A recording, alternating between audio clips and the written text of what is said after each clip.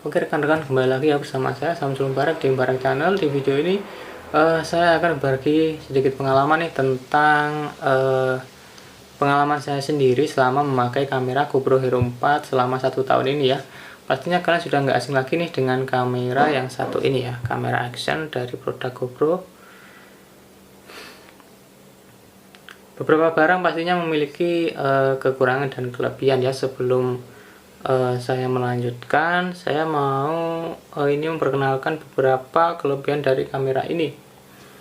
Dari produk GoPro ini seri silver ya, Hero 4 silver ini malah ada layarnya ketimbang yang black, dengan resolusi utama video 4K 15 fps ya kalau nggak salah ya, dengan fitur unggulan yaitu super view atau ultra wide. Jadi ketika kita record video dengan resolusi super view atau ultra wide tersebut, kita bisa menjangkau jangkauan yang lebih luas sekitar 170 derajat ya, lumayan bagus, dan hanya support di 1080 60 fps kalau nggak salah itu ya. Juga sudah support wifi ya untuk koneksi ke handphone atau laptop juga bisa. Juga sudah support mic eksternal nih ya, dia tuh motovlogger banget ya kalau GoPro itu. Mic eksternalnya modelnya seperti ini rekan-rekan, jadi nggak perlu adaptor lagi ya. Modelnya sudah USB micro seperti ini, USB mini atau micro ya. Kurang paham juga. Ini bisa langsung dicolokkan nih sini, jadi bisa langsung record ya, tanpa harus dimodif atau beli alat tambahan lain. Oke, saya yakin kalian sudah sering-sering lihat tentang review kamera ini ya. Oke, sebelum lanjut saya terima kasih kepada rekan-rekan semua nih yang selalu stay di video-video saya, termasuk video ini. Terima kasih banyak. Semoga dimanapun kalian berada selalu dalam keadaan baik, sehat, dan banyak rezekinya ya. Oke, jadi ini pengalaman saya sendiri selama memakai GoPro Hero 4 ini jangka waktu 1 tahun ya. Itu pun juga agak sering saya ngevlognya, tapi di situ saya sudah menyimpulkan beberapa kekurangan nih dari kamera ini yang saya rasakan ya. Yang pertama nih, ketika saya ngevlog dengan jarak tempuh mungkin lumayan jauh ya, baterai kamera ini lumayan boros nih rekan-rekan. Dan lagi untuk indikator baterainya ini ya, belakang sama depan ini kan ada ya indikator baterainya. Di depan ini menunjukkan status SD card, status resolusi video, dan status baterai. Itu statusnya itu kurang akurat ya rekan-rekan. Jadi ketika baterai baru dicas tiba-tiba langsung 2, 1, dan 0. Itu sering terjadi, dan ketika statusnya 0 tapi dia masih bisa record mungkin setengah jaman ya. Itu kan nggak akurat kalau gitu ya. Dan untuk baterainya ini original ya, original pabrik, itu mAh nya berapa ya? Saya lihat dulu. mAh nya di sini 1160. Dia hanya bisa record sekitar 1 jam ya, di resolusi 1080 60 fps super view nya itu. Hanya bisa record seperti itu, entah memang itu normal atau enggak ya. Tapi menurut aku itu cukup boros, karena sering saya pakainya itu Y2, itu bisa record sekitar 2 jam ya, baterai 1 original. Ini baterai 1 original cuma 1 jam, jadi ya lumayan boros. Jadi bisa siap-siap baterai yang lumayan banyak ya. Dan yang kedua di kamera ini ya, yang saya rasakan nih,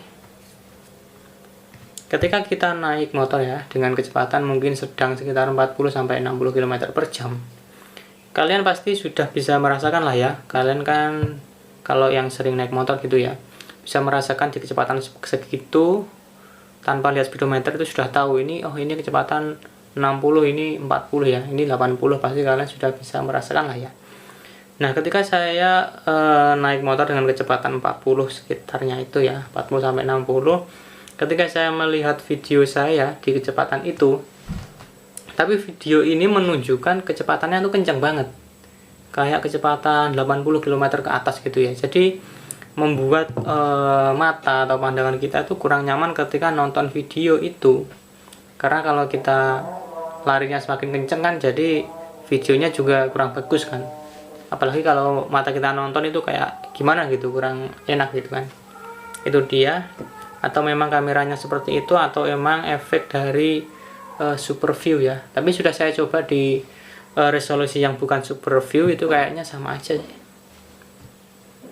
Dan lagi di video kamera ini ya, menurut aku memang kurang stabil sih. Meskipun dia GoPro, tapi kayaknya memang dia belum ada fitur ICE-nya ya rekan-rekan. Memang kalau kata orang-orang itu GoPro itu dari lahir sudah ada gimbalnya, tapi menurut aku ini masih kurang stabil gitu ya. Dan yang terakhir nih, mungkin kalian juga sering merasakan ya, maksudnya sering ngalami kalau kalian sudah pernah pakai GoPro dari seri 3 sampai 4, framenya ini gampang sekali retak nih rekan-rekan. Ini aja punya saya sudah retak di sini, di samping pengunci baterai, tapi ini sudah saya kasih lem jadi masih aman ya, lumayan. Dan di depan ini juga sering sekali retak nih kalau kalian terlalu kasar waktu nyabut frame. Karena kita nggak pakai waterproof ya, waktu motovlog di helm itu kita pakainya itu frame samping gitu ya.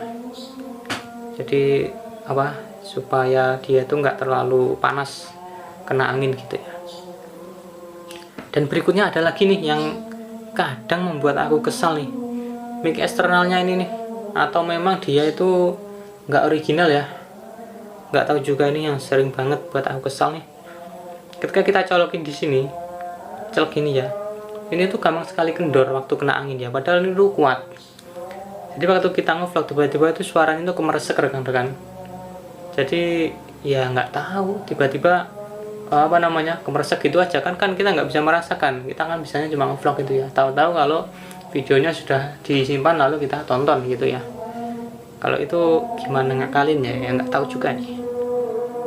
Itu mungkin beberapa hal yang bisa saya sampaikan, jadi rekan-rekan bisa menjadi referensi ketika ingin pakai kamera GoPro Hero 4 ini. Tapi di sisi lain, produk itu kan pasti ada kekurangan dan kelebihan ya. Di sisi lain kekurangan itu banyak sekali kelebihan yang kita dapatkan ketika kita pakai kamera ini. Yang pertama, hasilnya itu kalau kamera GoPro pasti nggak akan mengecewakan lah ya. Apalagi di GoPro ini seri 4 dengan silver yang sudah ada layarnya ini, kalian sangat mudah mengoperasikan kamera ini. Dan dilengkapi dengan efek atau Pro Tune. Jadi hasil gambarnya itu bisa lebih hidup lagi rekan-rekan. Oke, jadi itu mungkin beberapa hal yang bisa saya sampaikan ya tentang pengalaman memakai kamera GoPro Hero 4 selama 1 tahun lah ya. Semoga sangat membantu kalian dalam memilih kamera untuk ngevlog nih, untuk membuat konten ya rekan-rekan. Oke, terima kasih, sampai jumpa di video selanjutnya.